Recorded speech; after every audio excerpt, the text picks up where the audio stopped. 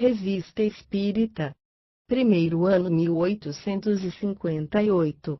Jornal de Estudos Psicológicos. Publicada sob a direção de Allan Kardec. Revista Espírita, junho de 1858. Henri Martin. Sua opinião sobre as comunicações extracorpóreas. Revista Espírita, junho de 1858.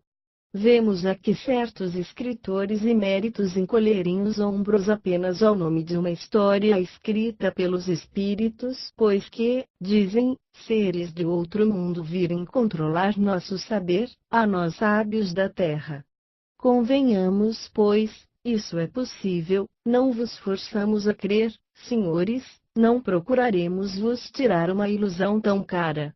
Nós vos convidamos mesmo, no interesse de vossa glória futura, a escreverem vossos nomes em caracteres indestrutíveis embaixo desta modesta sentença: todos os partidários do Espiritismo são insensatos, porque só a nós compete julgar até onde vai o poder de Deus, e isso a fim de que a posteridade não possa esquecê-los, ela mesma verá se deve dar-lhes lugar ao lado daqueles que recentemente, eles também repeliram os homens aos quais a ciência e o reconhecimento público hoje erguem estátuas. Eis, no entanto, um escritor, cujas altas capacidades não são desconhecidas de ninguém, e que ousa, ele, com o risco de passar também por um cérebro rachado, hastear a bandeira das ideias novas sobre as relações do mundo físico com o mundo incorpóreo. Lemos o que segue na História de França, de Henri Martin, tomo 6, página 143, a propósito de Jeanne d'Arc. Existe na humanidade uma ordem excepcional de fatos morais e físicos que parecem derrogar as leis comuns da natureza, é o estado de êxtase de sonambulismo, seja espontâneo, seja artificial, com todos os seus espantosos fenômenos de deslocamento dos sentidos, de insensibilidade total ou parcial, de exaltação da alma, de percepções fora de todas as condições da vida habitual. Essa classe de fatos foi julgada por pontos de vista muito opostos. Os fisiologistas, vendo as relações costumeiras dos órgãos perturbadas ou deslocadas, qualificam de doença o estado estático ou sonambúlico, admitindo a realidade daqueles fenômenos que podem reconduzir a patologia e negam todo o resto, quer dizer, tudo o que pareça fora das leis constatadas da física. A doença torna-se mesmo loucura, a seus olhos, quando ao deslocamento da ação dos órgãos se juntam alucinações dos sentidos, visões de objetos que não existem senão para o visionário. Um fisiologista eminente estabeleceu muito duramente que Sócrates era louco, porque acreditava conversar com o seu demônio. Os místicos respondem não somente afirmando por reais os fenômenos extraordinários das percepções magnéticas, questão sobre a qual encontram inumeráveis auxiliares e inumeráveis testemunhas fora do misticismo, mas sustentam que as visões dos estáticos têm objetos reais, vistos, é verdade, não com os olhos do corpo, mas com os olhos do espírito. O êxtase é para eles a ponte lançada do mundo visível ou mundo invisível, o meio de comunicação do homem com os seres superiores, a lembrança e a promessa de uma existência melhor de onde decaímos e que devemos reconquistar. Que partido devem tomar, nesse debate, a história e a filosofia? A história não poderia pretender determinar com precisão os limites, nem a importância, dos fenômenos, nem das faculdades estáticas e sonambúlicas. Ela, porém, constata que são de todos os tempos e de todos os lugares, que os homens sempre acreditaram nelas, que exerceram uma ação considerável sobre os destinos do gênero humano, que se manifestaram não somente entre os contemplativos, mas entre os mais poderosos e os mais ativos gênios.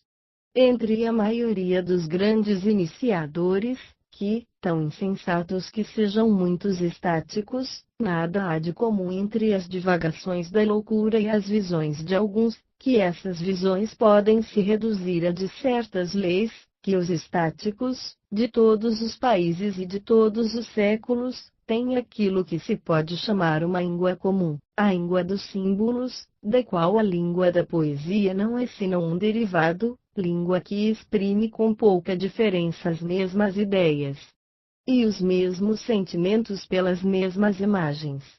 É mais temerário, talvez, tentar concluir em nome da filosofia, todavia a filosofia, depois de ter reconhecido a importância moral desses fenômenos, tão obscuros que sejam para nós a lei e o objetivo, depois de ter neles distinguido dois graus, um, inferior, que não é senão uma extensão estranha ou um deslocamento inexplicável da ação de órgãos, o outro, superior, que é uma exaltação prodigiosa das forças morais e intelectuais, a filosofia poderia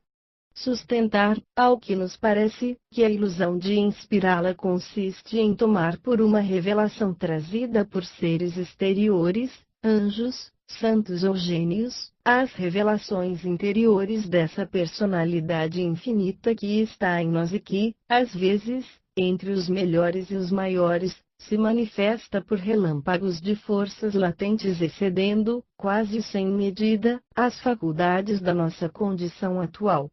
Em uma palavra, na língua da escola, estão aí para nós fatos de subjetividade, na língua das antigas filosofias místicas, e das religiões mais elevadas, são as revelações do feroz mas deísta, do bom demônio, o de Sócrates, do anjo guardião, desse outro eu que não é senão o eu eterno, em plena posse de si mesmo, planando sobre o eu envolvido nas sombras desta vida, é a figura do magnífico símbolo zoroastriano. Figurado por toda parte em Persépolis e em Nínive, o feroz alado ou eu celeste planando sobre a pessoa terrestre. Negar a ação de seres exteriores sobre o inspirado, não ver em suas supostas manifestações senão a forma dada às intuições do estático pelas crenças de seu tempo e de seu país, procurar a solução do problema nas profundezas da pessoa humana, isso não é de nenhum modo colocar em dúvida a intervenção divina nesses grandes fenômenos e nessas grandes existências. O autor e o sustentáculo de toda a vida, por essencialmente independente que seja de cada criatura e de toda a criação, por distinto que seja do nosso ser contingente sua personalidade absoluta, não é um ser exterior, quer dizer, estranho a nós, e não é de fora que nos fala, quando a alma mergulha em si mesma, ela lhe encontra, e, em toda inspiração saudável, nossa liberdade se associa à sua previdência. É preciso, aqui como em toda parte, o duplo obstáculo da incredulidade e da piedade mal esclarecida, uma não vê senão ilusões e senão impulsos puramente humanos, a outra recusa admitir qualquer parte de ilusão, de ignorância ou de imperfeição ali onde vê o dedo de Deus. Como se os enviados de Deus deixassem de ser homens, os homens de um certo tempo e de um certo lugar, e como se os relâmpagos sublimes que lhe atravessam a alma nela colocam a ciência universal e a perfeição absoluta. Nas inspirações mais evidentemente providenciais, os erros que vêm do homem se misturam à verdade que vem de Deus. O ser infalível não comunica sua infalibilidade a ninguém.